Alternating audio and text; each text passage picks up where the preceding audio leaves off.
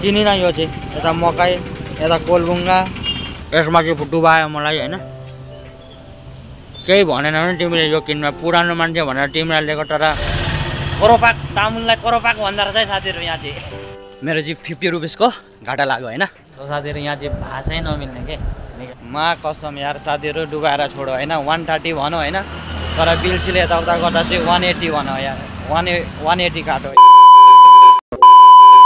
hello guys welcome back to my YouTube channel so good evening सबैजनालाई कहाँ लुकेको यार सो अहिले चाहिँ ड्युटी छुट्टी भएर हामी चाहिँ दोकानतिर जाँदैछौँ हल्का मेरो एउटा दुईटा सामान पनि लिनु छ अनि रासिन पनि गर्नुको लागि जल्दी आउन हौ साथीलाई रोकेको खोइ आउँदैन सो म चाहिँ अगाडि हिँड्दै जानु पर्यो हैन आस्ते आस्तेले अझ चाहिँ काममा धेरै नै पेलन खाइयो हैन जिउहरू पनि दुखिरहेछ के हेर्छौ यार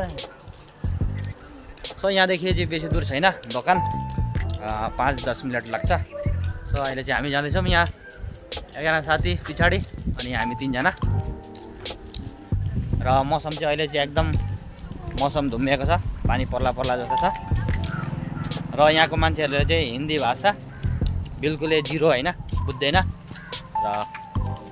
यहाँ साथीहरू चाहिँ अब यहाँको भाषा पनि जान्दा रहेछ हल्का बोल्छ है म चाहिँ एकदम आउँदैन यहाँको भाषा चाहिँ आमी आम रहेछ अनि त्यहाँ चाहिँ बदम गाँसी अरे चाहिँ ए काजु बदम र यहाँको एरिया चाहिँ त्यो चाहिँ हामी देखिने चाहिँ हाम्रो कम्पनी हो सो यस्तो गल्ली रस्ता हुँदै जाँदैछौँ हामी चाहिँ हैन दोकानतिर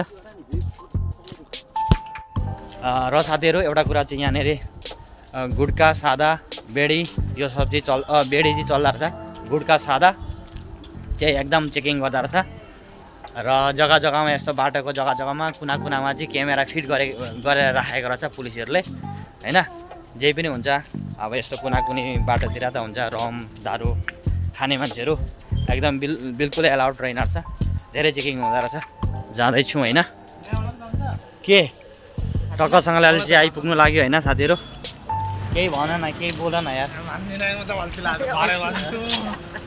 अल्छी लाग्यो केही छैन मेरो पनि हुन्छ अनि तिमीलाई थाहा पाउँछ मेरो पनि भयो भने म रख तिमीहरूलाई हैन सो गाइस मेरो चाहिँ यहाँ एउटा दुईटा कपडा ल्याउनु पर्ने छ र यहाँ कपडामा दोकानमा बसिसकेको छौँ चलो सो साथीहरू यहाँ चाहिँ भाषै नमिल्ने के निकाल्दैछ हैन मा कसम यार साथीहरू डुबाएर छोडो हैन 130 भनो हैन तर बिल्सीले यताउता गर्दा चाहिँ 180 भनो यार 180 काटो हैन एकदम भन्दाखेरि पनि मानेन म मालिक हो त्यसले जान्दैन त्यस्तो भन्छ यार 130 भनेको बिल बनाउँदा 1 कति 80 अन्ना क्या बोल्ता इसको इधर ना एना सुना पाक एना सुना एना सुना इधर एना केरे सुना बोरा पकड़ा हाई सुन्दा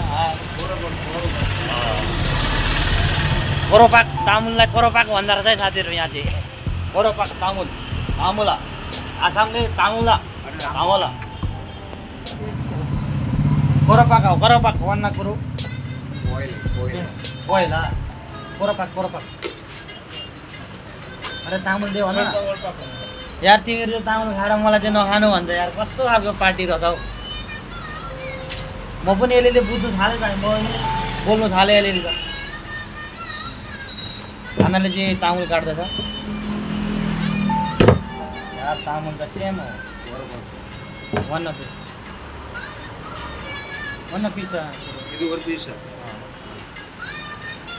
अहिले चाहिँ साथीहरूले सब्जी उठाउँदैछ र